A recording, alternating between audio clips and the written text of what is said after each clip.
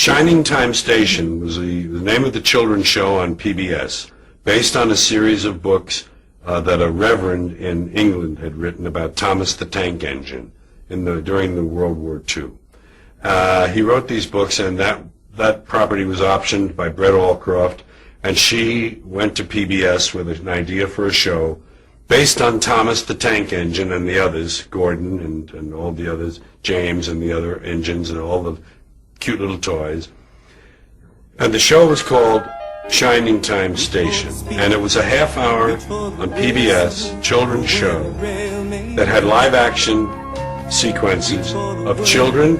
The station master was an adult, the woman, the ticket master was an adult, the engineer was an adult, and there was a guy called Schemer who was always trying to pull some schemes.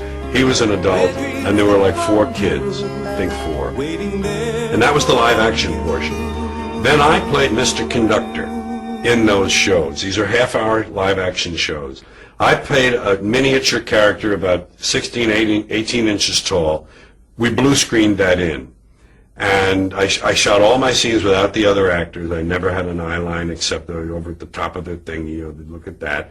And I did all of those shows, and then they put that in, and the kids, at certain points in the half hour, Mr. Conductor would appear, and he would give the kids a little advice. No, Tommy, you don't need to do that. The morals and the morals the morals of these stories were never jammed down the kids' throat. They weren't blatant. They weren't in capital letters. They were gently massaged into the framework of the show.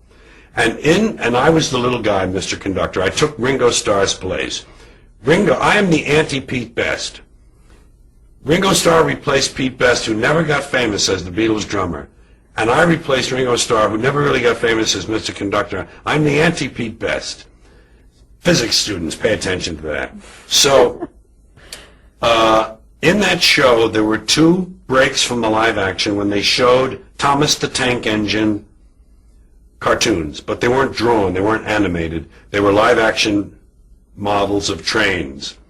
And I narrated those 2 stories, complete with Scottish accent or English accent or serious guy or working class or whatever. I did all of them.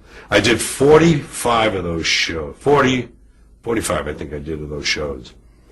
And then I did some for home consumption, just the Tank Engine show. So the show was on the air as a different element, as a different animal than the eventual things that kids know now. Thomas the Tank Engine is just a video that they get at the store, and Mr. Conductor isn't in there. And there are other narrators now. But that was the history of that. That was the early 90s. Who came to you with that? They came to me, and the reason I took it was here's that acting thing over here looking at me. I thought, well, I'll show another side of myself. I'll show a side that no one's expecting. And Mr. Conductor was complete departure from anything anyone would have expected from me.